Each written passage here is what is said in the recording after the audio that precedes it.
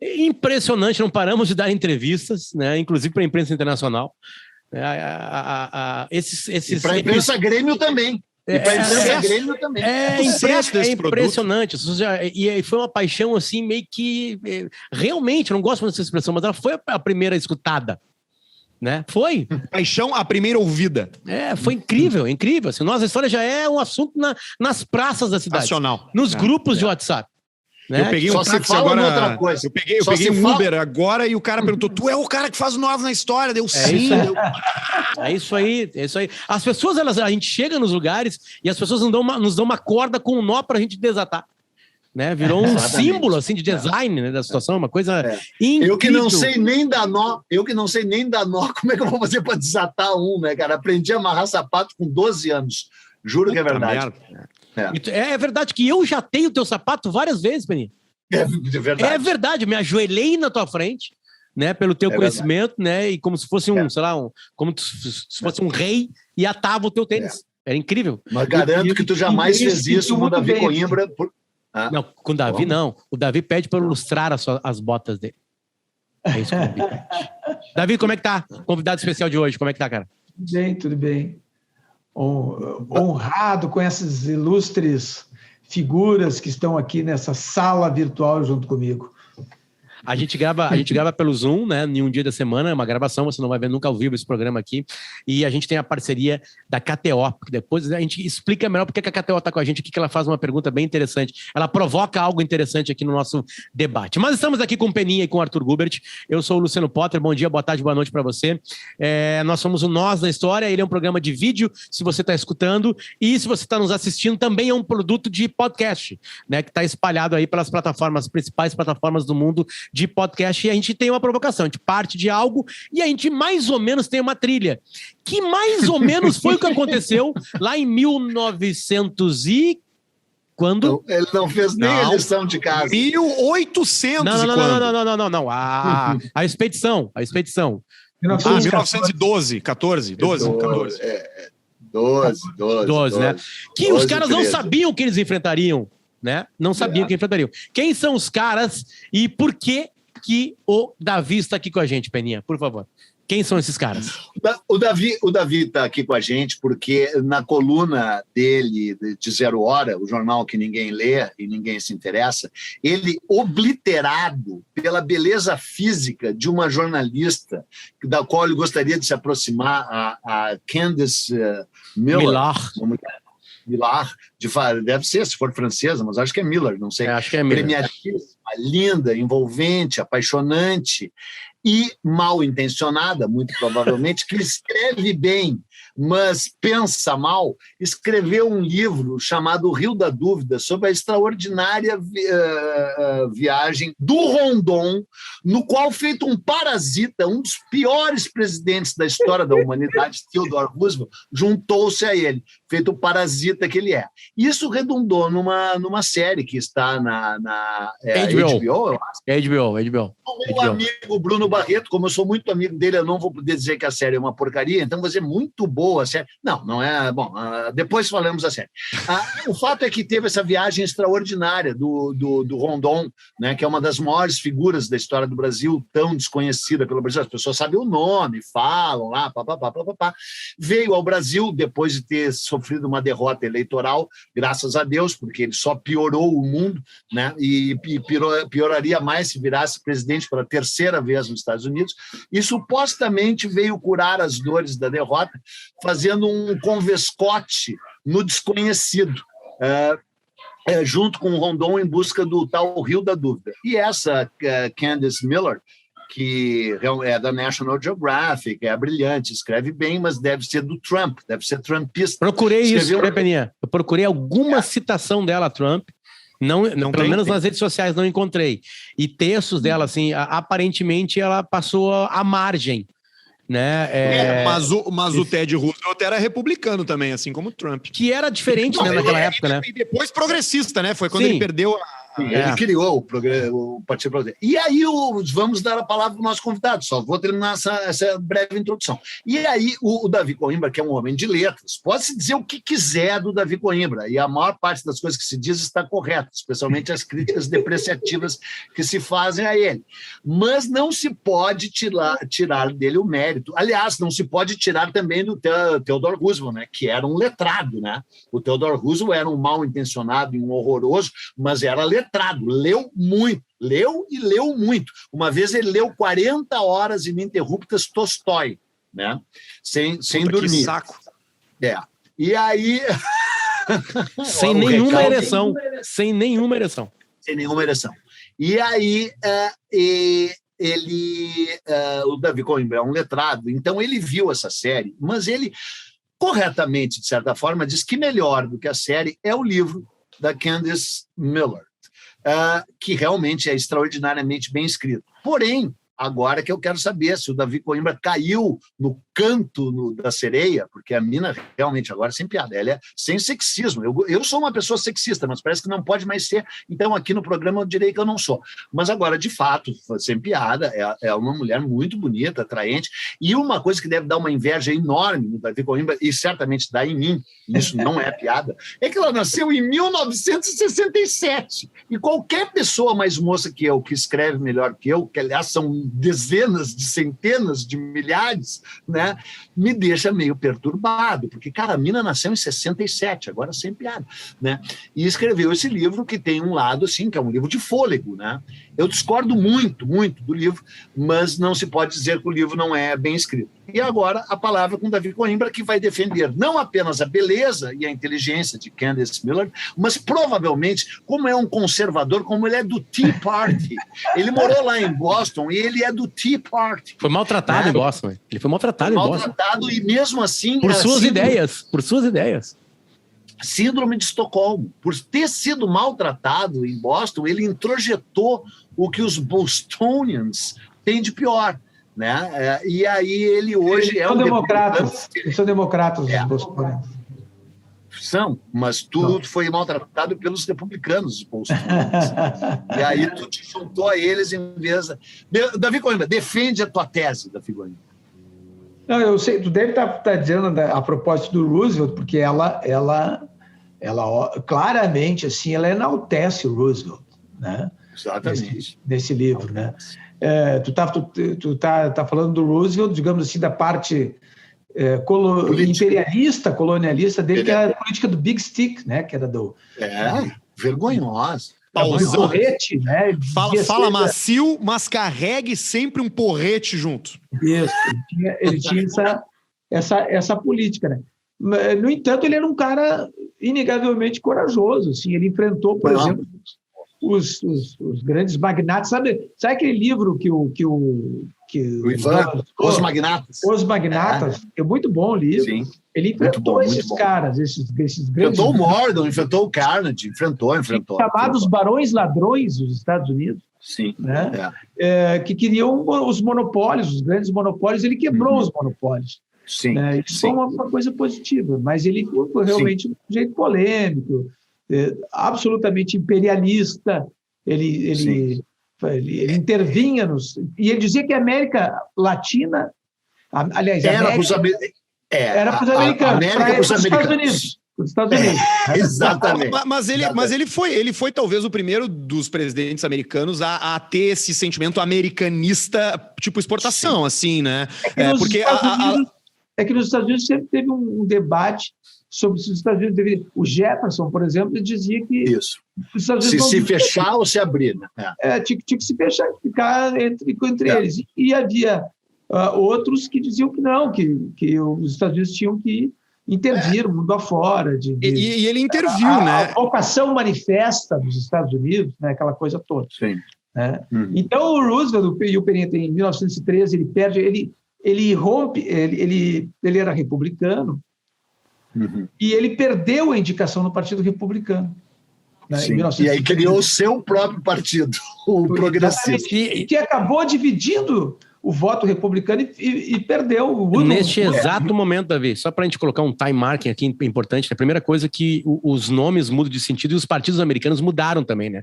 Totalmente. O Partido Democrata ele é muito mais escravocrata que o republicano na época. Sim, exatamente. Né? A palavra progressismo hoje tem um sentido e as pessoas se encaixam nela de uma maneira do que o Fyodor, né? Ou o T. Por exemplo, o maravilhoso site Brasil 247 é progressista. A gente pode definir assim. Tá.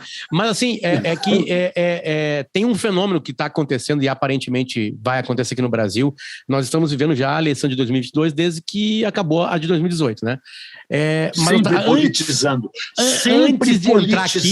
Antes de entrar aqui, eu não quero entrar nisso, mas só que o Davi abriu a questão de dividir os votos, né, de um público.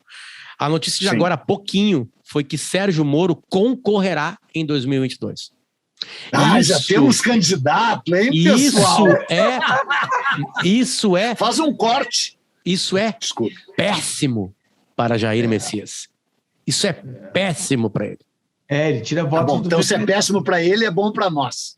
Né? Então, para te ver as movimentações, foi isso que aconteceu lá, foi uma burrice eleitoral, claro, apoiada em ego e tudo mais. A série mostra, Davi, eu não sei se isso é verdade, vocês podem confirmar, porque eu não tive preguiça de ir, eu vi o primeiro episódio da série, que é O Hóspede Americano, o nome da série, tá? Na HBO Max. A primeira cena, ele tá saindo, assim, né, para ir se pronunciar para uma reunião do partido, e ele toma um tiro. Sim. No Partido Progressista, isso, né? Na eleição que ele perde. Ele saiu da presidência em 1909, ele fica um tempo afastado, porque ele meio que se aposenta, volta pro Progressista, toma um tiro e fala por mais 90 minutos. E segundo ele, os papéis, né, do discurso o protegeram, o salvaram, né, do calibre que o alcançou. Mas é legal também colocar que é o seguinte, ele saiu das reuniões e tomou um tiro. E ele assumiu a presidência a primeira vez porque o presidente tinha sido morto por um tiro, porque matar presidente nos Estados Unidos era um esporte nacional, né? Infelizmente Continua sendo, é que eles não estão conseguindo acertar o tiro, mas ele continua sendo. Isso é incrível. Os Estados Unidos nunca tiveram uma ditadura, agora o que tem de morte de presidente, tentativa de assassinato... 8. É uma maravilha, né?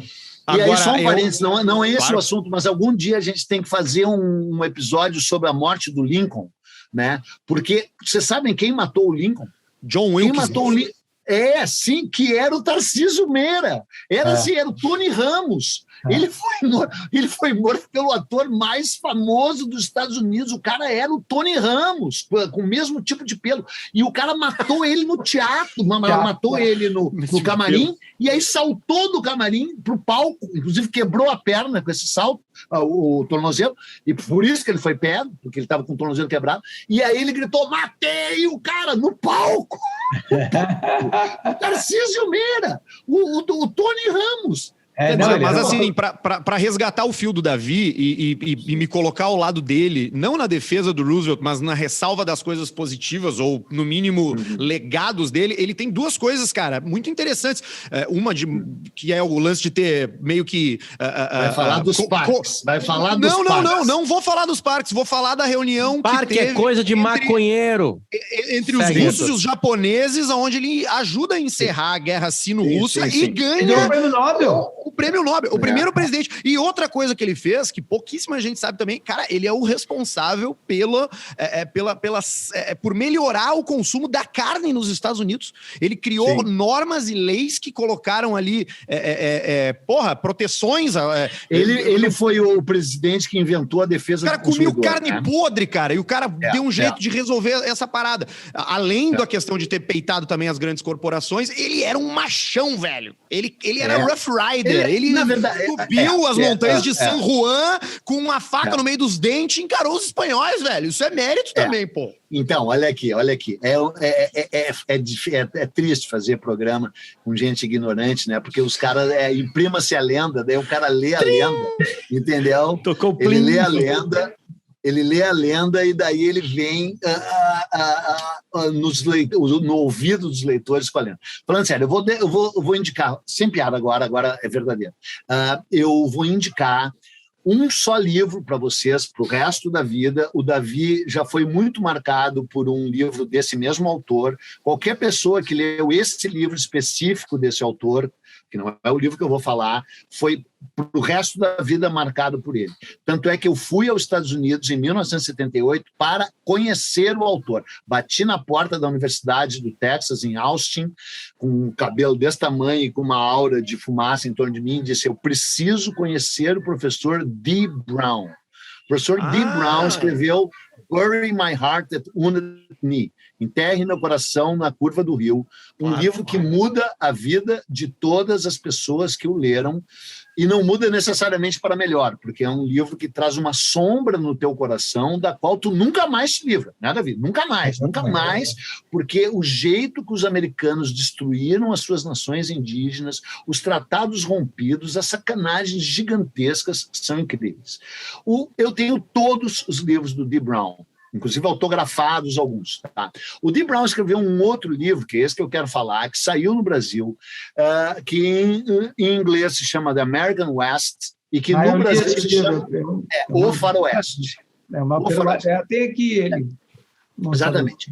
Esse é um livro que meio que mudou a minha vida também, porque quando eu resolvi escrever Viagem do Descobrimento, o meu objetivo era conseguir escrever igual ao Dee Brown, e eu posso declarar que eu não consegui, e não consegui até hoje. Eu sei que o Davi, agora falando sério, adora um livro meu, Náufragos, Traficantes e Degradados, que também é um livro que eu tentei emular o Dee Brown.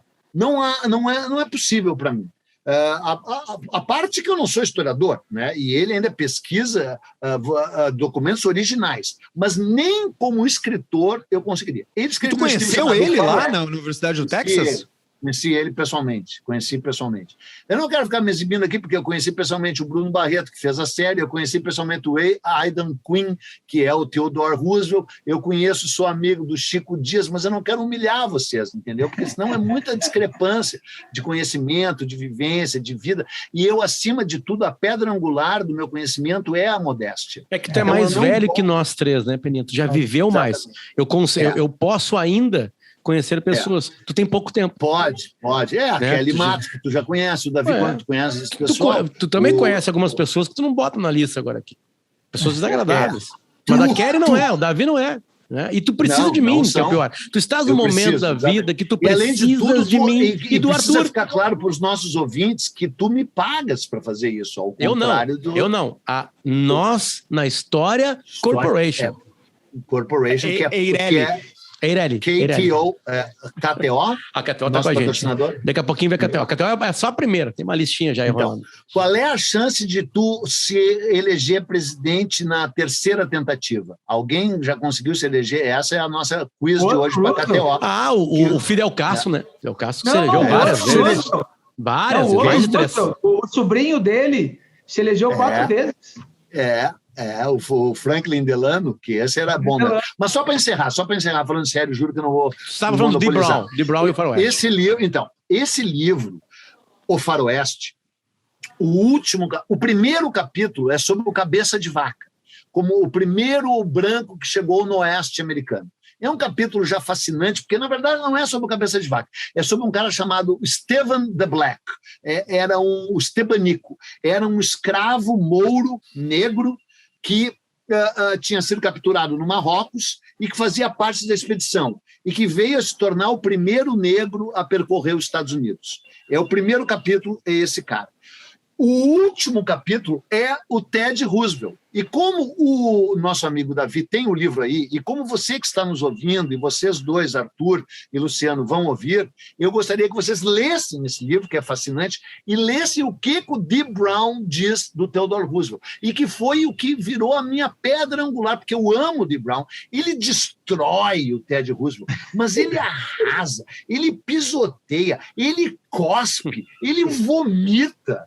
Inclusive na suposta bravura dele. Não, suposta não, porque ele realmente era um machão, né? Ele tomou um tiro e discursou. Quando morreu a mula dele, inclusive só aparece no próprio episódio, né? Na série e no livro também. Quebra uma mula quebra a pata na longa caminhada, ele tira todo o alimento que está na mula, bota no cavalo dele e faz o percurso a pé, o que é verdade. Ele depois vai quase morrer. Ele era indomável, ele era imbatível, ele era um machão. Tá? Só que ele era um machão que dava milhões de cagadas, dentre elas essa intervenção dele na Guerra Hispano-Americana, os chamados Rough Riders, os cavaleiros durões. Fodas. Os cavaleiros fodas, que foram lá invadir Cuba, né, na Guerra Hispano-Americana, que é uma coisa que parece a Baía dos Porcos. Segundo o Dee Brown, foi vexatório o desempenho dele, primeiro como cowboy, né, porque ele quis... Cara, eu vou falar super rapidamente. Ele nasceu rico na costa oeste, e aí ele viveu ele era um letrado, ele era inteligente, ele lia muito, e aí ele casou com uma mulher rica que ele amava e teve uma filha que ele amava. E as duas morreram com intervalo de 1 mês. Não, quem morreu foi a mãe e a mulher no mesmo dia. A filha permaneceu viva. Mas depois morreu a filha também. Não, sim, mas o lance é que a mãe dele morre e 12 horas depois morre a esposa. E aí morre a filha. Isso eu tenho certeza. Parece o Mark Twain, assim, né? Que perdeu todo mundo junto. Aliás, nós estamos fazendo algum dia um programa sobre o Mark Twain. Aí ele fica desesperado e vai para Dakota do Norte, e resolve virar fazendeiro. E segundo o Dee Brown, ele é o fazendeiro mais patético, morreu todo o gado dele, uma coisa ruim. E aí ele volta para Nova York, e aí que começa a carreira dele. E aí eu tenho mais uma coisa para recomendar, e juro que daí vou calar a boca para vocês falarem. Ele volta para Nova York e vira chefe de polícia de Nova York. Ele foi o primeiro comissário de polícia de Nova York, combatendo a corrupção na polícia. E ele aparece numa série que eu quero recomendar para vocês, talvez tenham visto, que é o Alienista. Muito boa. Que, aliás, tem uma segunda temporada disso, passagem, né? O livro é muito bom, do Caleb. É muito bom. Muito bom. O Davi me deu de presente. Caleb. Aliás, o Peninha vai falando algumas dicas de livro aqui, eu vou catando ao mesmo tempo, né? O Enterre Meu Coração, né, na Curva do Rio, eles têm muito fácil de encontrar, né? Agora, o Faroeste não existe em português. Não existe, saiu pela editora Record. Eu digo não existe. Disponível. Aliás, o Davi, vamos obrigar o Ivan a fazer esse livro. A Cacá tem o contato do agente, porque o Dee Brown morreu, né? Infelizmente. Né? Mas morreu com ele agora já. E o livro esse do Roosevelt, esse O Vida no Rancho e Contos de Caça, esse aí chegou a sair no Brasil? Porque também é uma nunca saiu, dele mas mesmo feita por ele, né? O que saiu, que na ignorância de vocês também não sabem, especialmente a ignorância do Davi, porque vocês, do Potter e do Arthur, eu não espero nada mesmo. Do Davi eu tinha uma pequena esperança, esse menino, eu fui o mentor desse menino, né? Eu tentei introduzir... Segurou no colo. Peguei no colo, tal, ensinei, dei-lhe o caminho das pedras, derrubei o Paulo Santana para que ele assumisse o lugar do Santana, mas ele me decepciona, porque ele sequer sabe que agora existe. Eu entendi por que tu não tá na sexta, tu não tá no lugar do Davi e tu tá na sexta-feira só na 0 hora, para não parecer que tinha derrubado o Santana. Exatamente. Tava assim, Peninha. Só isso, juro, que é muito importante. O Roosevelt escreveu um livro sobre essa viagem que eu li, que se chama True Brazilian Wilderness, que saiu no Brasil com o título de Nas Selvas do Brasil, pelo Instituto Nacional do Livro, em 1930 e tantos, pelo Vargas. O Instituto Nacional do Livro era lá, né? Sabe, tinha o Instituto Nacional do Pinho, o Instituto Nacional da Erva Mate, o Instituto Nacional do Café, eram autarquias. E tinha o Instituto Nacional do Livro, que fez serviços extraordinários com aquele viés varguista da construção de um país.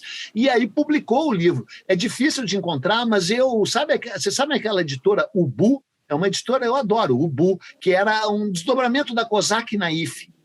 essa editora tá aí, tipo a Todavia, assim, sabe? É uma editora boa. Eu disse, cara, vamos fazer o Roosevelt. Antes dessa série eu não sabia. Só que o livro tem 400 páginas, entendeu? E aí, pô, tu faz hoje um livro de 400 páginas, ele vai custar R$110. E isso aconteceu com um livro já lançado, que o Davi está aqui convidado nosso, porque ele escreveu, né, sobre o Rio da Dúvida. E o Rio da Dúvida, quando o Davi lançou a coluna, ele custava R$400. Já é uma coisa exorbitante. Hoje, o preço dele é, na Amazon, R$858. Bah, eu tenho que passar para vocês um site russo que eu baixo meus e-books todos de graça. Depois passa isso aí. Mas, Davi, explica a tua coluna, né? Para quem não leu, para quem não a leu, o porquê. Não, porque essa história ela é espetacular. Primeiro, o Peninha destacou aí o Marechal Rondon. Ele é o Cândido Rondon. Ele é uma figura ímpar mesmo na história do Brasil. Eu digo que ele é o nosso Sir Richard Burton, né? Ele é um cara assim que ele explorava, ele entrava em esse oeste do Brasil todo, ele explorou, ele estendeu postes telegráficos. Né? Por toda aquela região do Brasil, tentando integrar o Brasil, né? Tentando fazer com que o Brasil conhecesse aquelas regiões e que aquelas regiões se integrassem ao Brasil também, né? Lugares completamente inóspitos, assim, dos lugares mais inóspitos da Terra. Que continua sendo nosso, né? A Amazônia... Mas hoje tem mais possibilidades de entrar lá. Agora, claro, a floresta amazônica é gigantesca, é algo que Bom, ele foi mais no oeste, né? Ele é tão grande que Rondônia é uma homenagem a ele, né? Sim, Rondônia vem de Rondon. O Rio Amazonas, por exemplo, tem, às vezes, de uma margem a outra, 40 quilômetros. Tu não enxerga da outra margem, é um mar quase, né? Então, volume de água... o maior volume de água do mundo, né, o Rio Amazonas. Então tem essa figura gigante do Rondon, que ele era um descendente de indígenas. Terena, né? Ele era terena. E era um cara que amava, né, os povos indígenas, e ele tinha esse lema dele, né? Morrer se preciso, matar nunca. Então, eu acho que é essa dualidade, Davi. Eu acho que essa provocação do livro, né, que a Candice, que o Peninha disse que não concorda, mas concorda, e não sacou isso ainda, talvez essa seja a grande dualidade, né? Porque o americano, faroeste, né, é uma brincadeira já com a situação geográfica, né? E o americano, ele foi dilacerando, né? E aí, Peninha, eu te fiz essa pergunta uma vez sobre a América do Sul, né? Que matou os índios, né? Aí tu olha, matou índio. O homem branco mata índio com doença, mais do que tiro, mais do que... Os índios matam muito índios, acelerados por acelerados homens brancos, né? Então, e nos Estados Unidos foi só porque tem um estilo de cinema contando essa história. Mas sabe estilo de literatura, que a gente tem que levar? Mas ele é um grande exagero, até porque aqueles gunfights, aquelas coisas lá, aquilo aconteceu 2 ou 3 vezes na história apenas, e a gente vê... Não, os gunfights sim, mas o processo de genocídio indígena, né, foi decidido no Senado, no Congresso. O Rondon, ele era o contrário, ele estava no Oeste para tentar colocar o Oeste no Brasil, e ele não chegava dilacerando índios, tipo assim, claro, são séculos depois, né? Ele não era um conquistador. Não, mas isso que não é sério, é isso que eu queria fazer observar. Sabe o que é o mais estarrecedor da conquista do Oeste americano, que a gente não leva em consideração, porque o nosso tempo, visão de tempo é dispersa, é meio nebulosa, é que foi ontem. Foi em 1865 que eles começaram a matar e eles terminaram de matar em 1900. É uma coisa louca. Em 1889 eles ainda estavam matando. Quando o grande, extraordinário, por um lado, Dom Pedro II foi visitar os Estados Unidos no bicentenário da independência, no centenário da independência, em 1876, estava tendo um massacre de índio ali naquela hora, muito pior do do que o Brasil, muito pior. E os americanos, que sempre são capazes de fabular e de mitificar a própria história, transformaram isso em cinema, em matinê, né? As pessoas hoje que estão nos ouvindo, se tem jovens e nos ouvindo, nunca foram ao matinê. O Davi Coimbra saía aí. Eu acho que... assim, a diferença que existe entre... Aqui é uma diferença muito básica entre o Brasil e os Estados Unidos, é que os Estados Unidos planejam. Então, eles têm projetos. Os Estados Unidos fizeram um projeto, né, de incorporar toda aquela área gigantesca. Então, tu tem ali... Os Estados Unidos surgiram lá em cima, lá Boston, tal, ali, né, as 13 colônias, e aí eles foram empurrando aquele território, foram empurrando quando chegaram no Mississippi. Até que eles chegaram e disseram, o Mississippi divide os Estados Unidos. Pro lado de lá é dos índios, pro lado de cá é nosso. Eles disseram para os índios, mas não foi assim que aconteceu, porque eles continuaram avançando. Disseram que era para sempre. Eles continuaram avançando, os índios iam para o Canadá, né? Os índios iam para o México, e eles continuaram avançando. Aí o que eles fizeram? Eles começaram a estender aquelas linhas de ferrovias, né? Que a ideia eram 5 linhas de ferrovias que iam traçando o país, né? Iam cortando o país, de Nova York a Los Angeles, por exemplo. Tá? Iam cortando o país, e ali, em volta daquelas ferrovias, Era Uma Vez no Oeste, né, do Sérgio Leone, ele conta isso que é espetacularmente bem, né? E gravados muitos desses filmes na Itália, e por isso exato, ainda é isso. O Sérgio Leone. O Western Spaghetti, né? Eu acho que O Bom, o Mal e o Feio é feito na Itália também, a trilogia da vingança lá do... Era Uma Vez no Oeste também, eu acho. Também acho que Era Uma Vez no Oeste.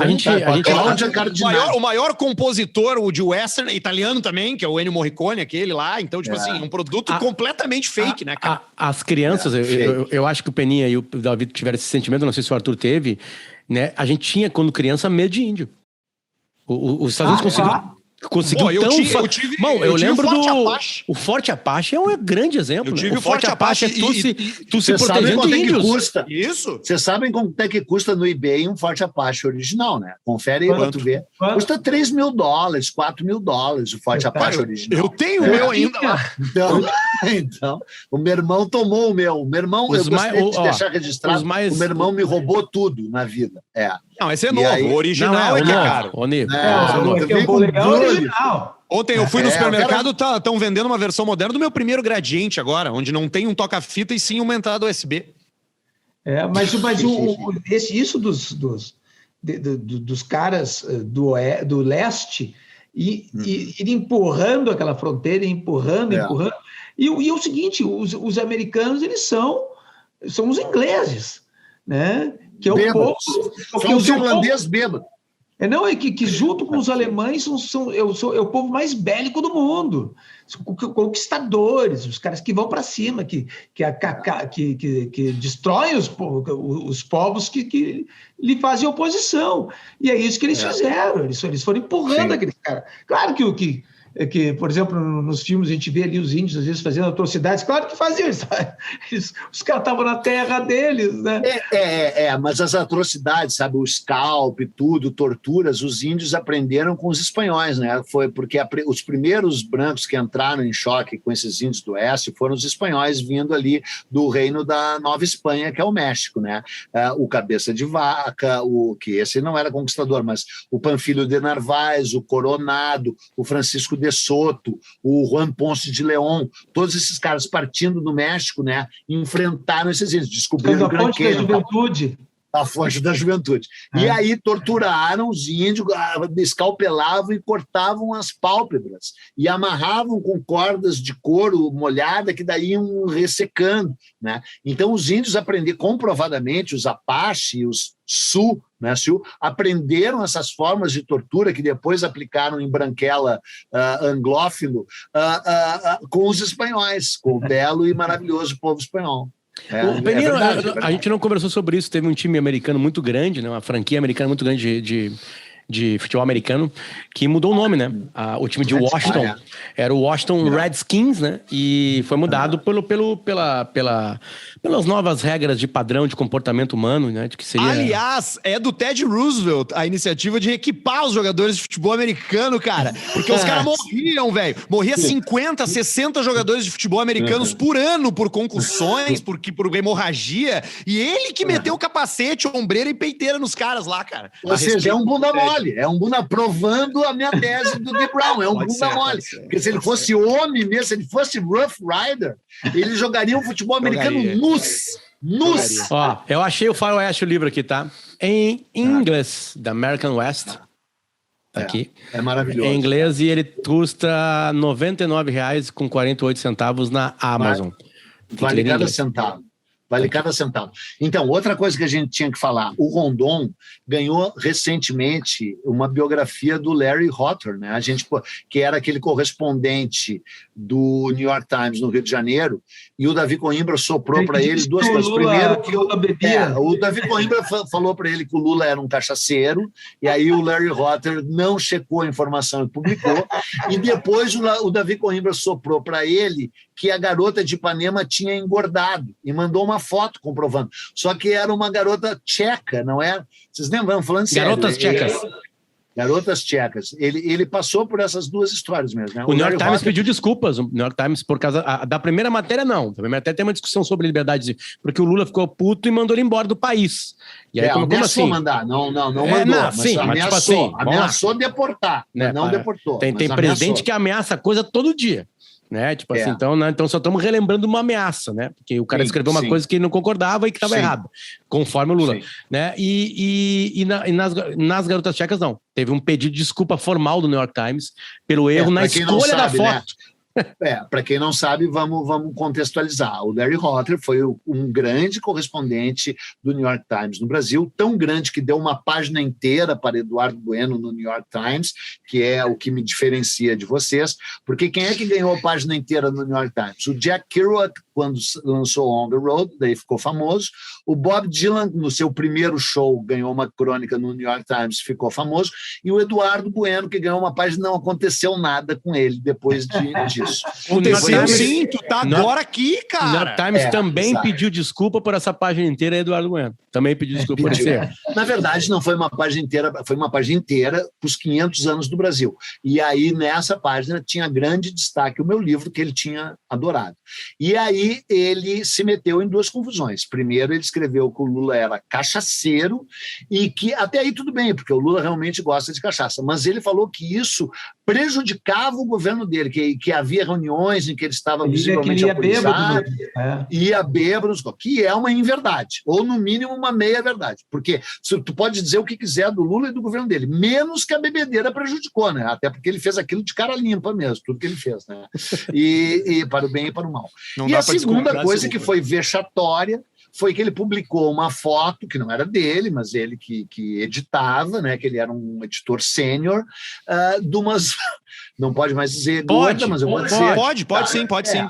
De umas gordas na praia. Duas gordas na praia, e ele botou a garota de Ipanema engordou. E as meninas eram tcheca, cara. Eram duas turistas tchecas. Porra! O que um americano quer vir falar aqui que nós engordamos? Mas vamos se olhar, vamos se olhar no espelho. Quer falar? Né? Tá, mas tudo bem. Tu tava falando do Larry para falar que ele teve uma decência de contar a história ele lançou do Rondon. Uma biografia. Existem muitas biografias do Rondon, tá? Eu tenho mais de 20 livros do Rondon e sobre o Rondon.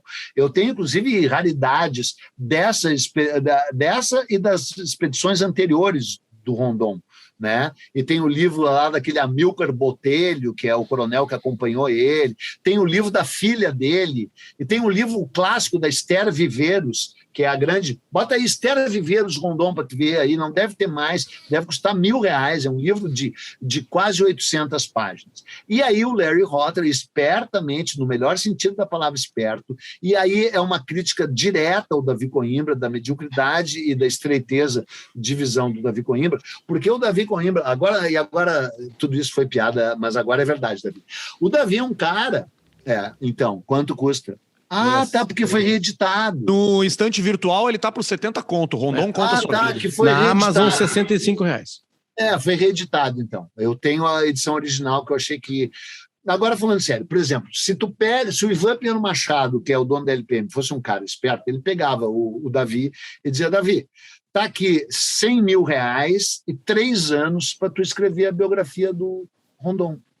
Porque, cara, falando sério, não precisa ser o Davi. E claro que não ia ser o Rui Castro, que não levanta a bunda gorda dele do coisa e só escreve sobre o Rio de Janeiro. Mas, cara, é uma falha. Grandes jornalistas brasileiros, que nem eu, que nem o Davi, porque vocês dois são ninguém, né? Nós somos focas. Focas. Pegar esse tempo, porque o Rondon é gigante, como o Davi disse, gigante. E o Larry Rotter fez um livro, não sei se o Davi leu, espero que leia e faça lá a coluna dele, é um prodígio. Cara, é um prodígio. Porra, R$53, mas daí não é em papel isso aí deve ser o... Não, capa comum R$59,31. Só se chama Rondon, uma biografia, e é do Larry Rotter. Aliás, isso é uma particularidade da história, né? É impressionante como o olhar de fora... Ele é importante para importante para contar. Eu estou dizendo uma coisa, o Pero Vaz de Caminha está aqui no momento que está se descobrindo, mas eu digo, depois de desenvolvidos países, o olhar de fora sempre é bem-vindo, para mais tarde incompreendido na época, né? Eles têm o hábito de contar as histórias da história, né? Eles, os americanos, sim. Os americanos e os ingleses. Sobre o governo Trump, por exemplo, eu estava lendo esses dias aí, tem algo como tipo 3 mil livros escritos. Isso aí. É uma coisa assim que impensável no Brasil, entendeu? Impensável. Então eles têm... Imagina 3 mil livros sobre o governo Bolsonaro, seriam todos só com páginas em branco. Meu Deus do céu. Mas está merecendo alguns livros, algumas centenas. Não, pior é que sim. Né? E diz que vem diz que vem uma biografia quente aí, né? Deixa eu fazer a provocação da KTO, então, tá? A KTO brinca com a gente aqui, Davi, de o EC. Né? A gente prometeu que ia falar 3, 4 assuntos. O dinossauro brasileiro. Ficamos só no malária. Roosevelt, E aí a história foi indo para lá e para cá, né? Mas é só para isso. O Rondon pegou malária. O Rondon pegou também. Mas o Roosevelt pegou, o Rondon também. Mas o Roosevelt quase morreu de malária. E agora, essa semana, foi inventada pela primeira vez a vacina contra a malária, cara. Traga pra gente, Arthur.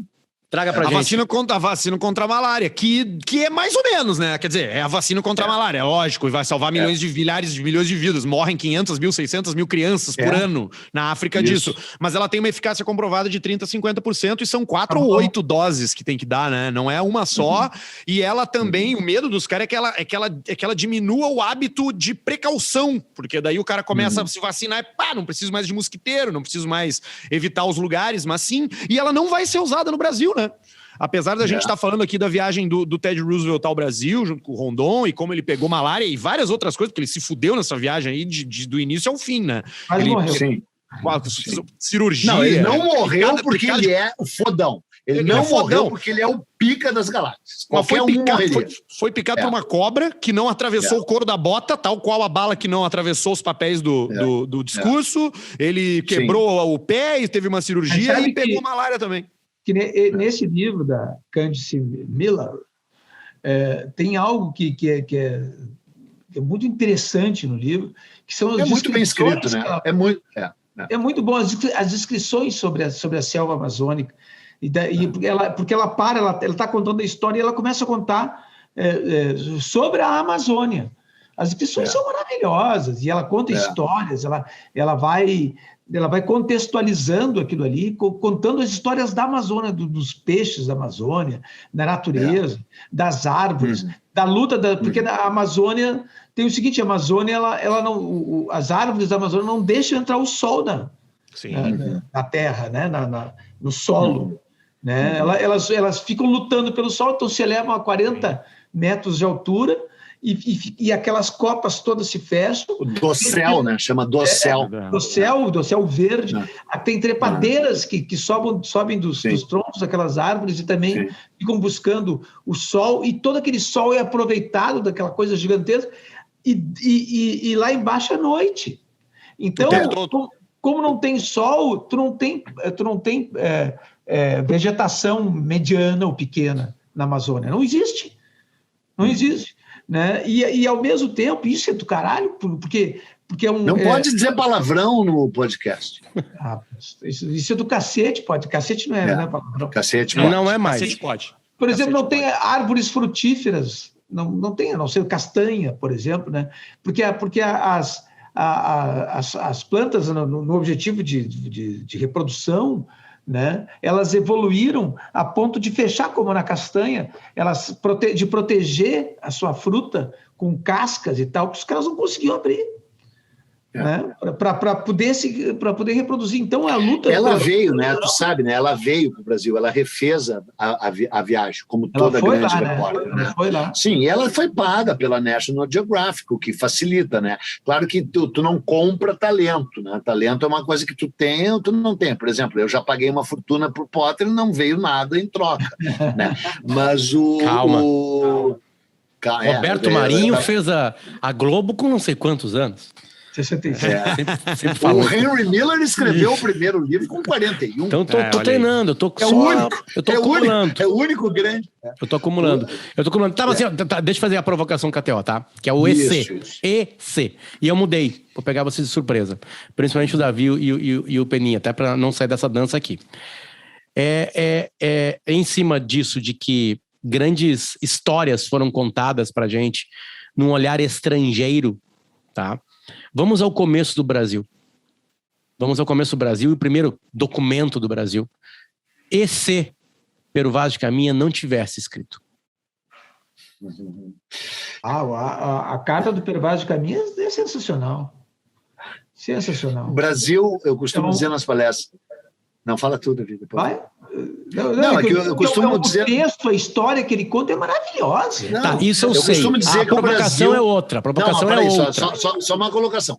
Eu costumo dizer que o Brasil é o único país do mundo que entrou no circuito oficial da história com uma obra-prima da literatura. Nem Israel entrou para a história com uma obra-prima da literatura. Peninha, só deixa eu explicar melhor.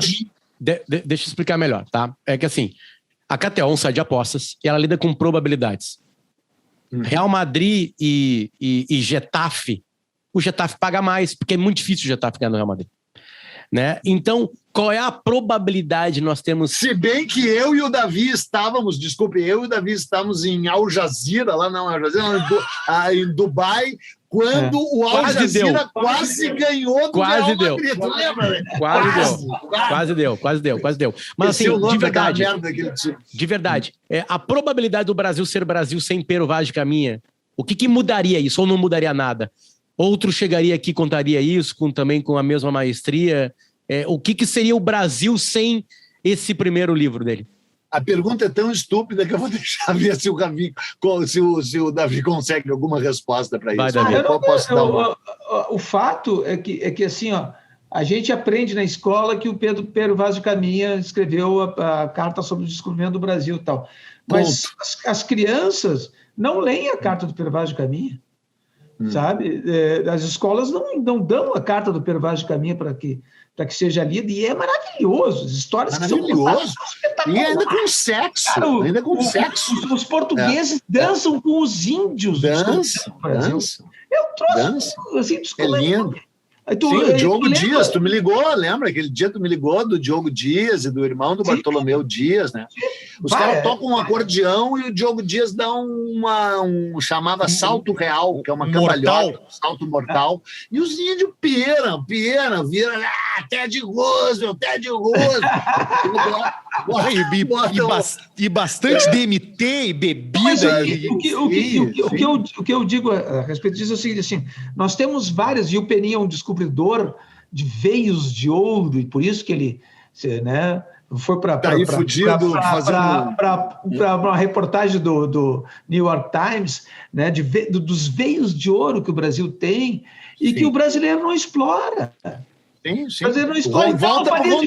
Volta para o Rondon. O Rondon tinha que ser um herói, assim. O Rondon não era perfeito. O Rondon era um positivista ferrenho. E o positivismo não é uma coisa ultrapassada. O Rondon, mas era colega também do Euclides da Cunha. O Rondon estudou na Escola Militar da Praia Vermelha, ali, velho golpe, velho fulcro golpista, né? Tentou vários golpes, inclusive o golpe da revolta da vacina, né? Em 1904, do qual, aliás, o Rondon tomou parte e tal. O Rondon não era perfeito e talvez não fosse nem aperfeiçoável, mas ele é um gigante, se ele fosse americano, falando sério, ia ter 3.000 livros sobre o Rondon. 3.000!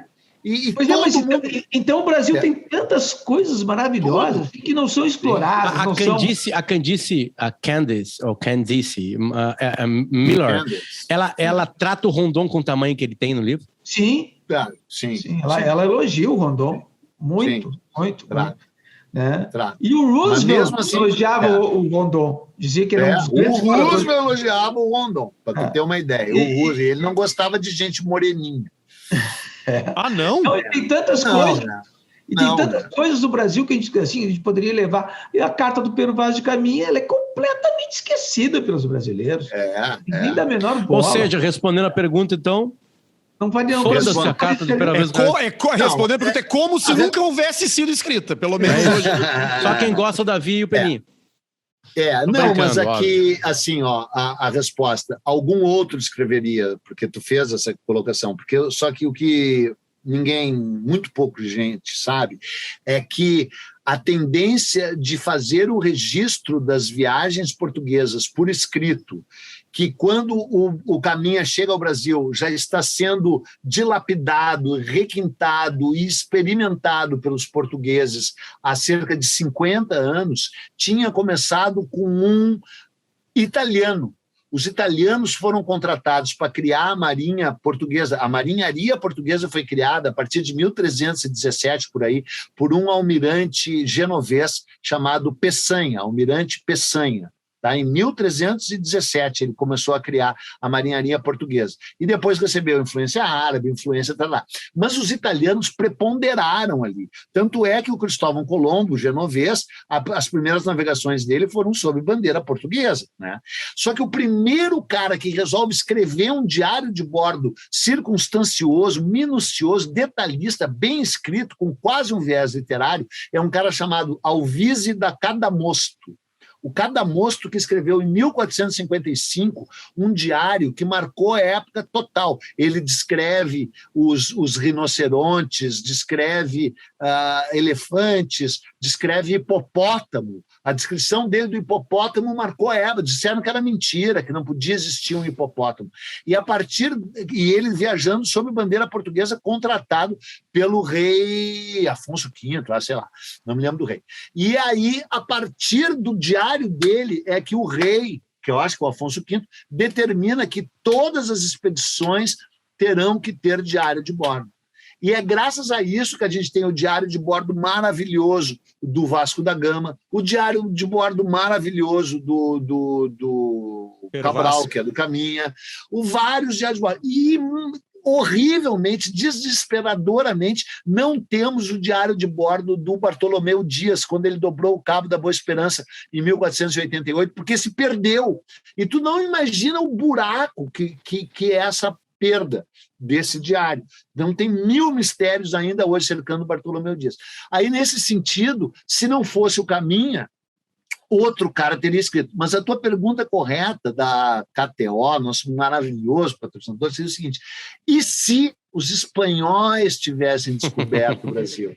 Nós estaremos aqui falando espanhol, entendeu? O nosso futebol seria muito melhor, porque todo mundo sabe que o futebol... Porque o camisa 5 seria mais importante que o camisa 10. O nosso camisa 10, a gente jogaria só em campo embarrado, e teríamos que jogar, inclusive, de capacete e aquelas coisas que o... Manopla. Entendeu? Então é uma desgraça. Nós vamos guardar essas perguntas. Se o Brasil fosse... Né, eu tive... Agora, vamos lá. É o meu único momento de exibimento. Eu tive recentemente em Nova York. Essa frase sempre é maravilhosa, né? Eu li um livro na viagem, daqueles atravessaram de livros. Cadê ele? Ele está aqui por perto, que eu estava fazendo uma pesquisa nele. Que linka Pernambuco a Nova York. Né? Linka as histórias do todas. Neto. Do Lira Neto, esse último do Lira Neto. Né? E a viagem ganha um outro outra cor, porque eu desço lá e a primeira coisa que eu quero fazer são os caminhos. E tem em Nova York isso. Tem uma praça lá embaixo tem uma placa de bronze, Davi. Lá embaixo de Nova York. Uma placa de bronze que nunca foi a Nova York. A primeira Nova York. A primeira Nova York, você sabe? New Amsterdam. Né? Não, é que tu sabe que a gente não deixa Bostonians. Todo mundo caga para aquilo. Tipo assim, só eu estava na praça olhando para ela. Filmei, tirei foto, a importância de um livro, né? E aí eu fiz o caminho que tem lá, ninguém olhando pro chão. Nova York, foi na primeira sinagoga, foi no cemitério. O terreninho aquele todo fudido ali, que tem ali, que eles preservaram, mas é um matagal cheio de cara usando crack, cocaína e não sei o quê. Olha que joia! Sabe, aliás, e por quê? Não, quer dizer, eu tô fazendo essa provocação cheio porque, de gente usando crack. Então, a provocação é essa. Por que estava cheio de gente usando crack e fumando maconha naquele cemitério? Porque era holandês. E se o Brasil, que era a tua provocação, tivesse sido holandês, seria tudo maconheiro, tudo cracudo. Mas o Ted Roosevelt também era holandês. Pois é, por isso que veio fazer merda no Brasil, entendeu? E a gente não teria ganho nenhuma Copa, né? Se a gente fosse holandês. Né? A gente não teria ganho, nós teríamos 5 vice-campeonatos, entendeu? Nós ia se vestir de laranja, entendeu? O nosso maior pintor seria um cara doente, maluco, que pinta umas coisas que ninguém entende, uns corvos, umas coisas assim, entendeu? E seria uma merda no país, porque a Holanda é um fracasso. O país do futuro é o Brasil. Inclusive, é o futuro do pretérito. O país seria... Poderia ser. Davi Coimbra, volte sempre aqui ao Nossa História. Obrigado pelo teu carinho. Tá bom. Gostei de participar. Não, mas peraí, a última pergunta então para o nosso patrocinador. Esse programa teria sido melhor ou pior sem o Davi Coimbra? E se esse episódio não tivesse Davi Coimbra? Quais são as odds de Davi Coimbra estar aqui novamente nesse programa? A chance no que depender de mim, zero. No que depender de mim, zero. Não, são odds altíssimas. As mesmas do Grêmio cair para a segunda divisão pela terceira vez. Não cairá. Tá, eu quero saber o seguinte, sério, para encerrar. Quais as chances da gente convidar alguém do centro do país? Para não ter só esse sotaque gaúcho, o programa. Toda. Mas aí tu vai ter que usar teu WhatsApp aí, tá? Isso traz pessoas interessantes. Eu estava pensando, sabe em quem, Peninha? Eu estava pensando... Não fala. Tá, vai ser surpresa. Fala fora do ar. Fala fora do ar. Aliás, se você está ouvindo, a gente tem em vídeo. Se você está em vídeo, tem também para ouvir. Obrigado, Davi, pela tua presença aqui, certo? Beijos, lá vou eu. Muito obrigado a KTO pela parceria e Arthur Gubert, um beijo para ti também, tá? Beijo. Peninha, isso aqui no fundo existe para te falar.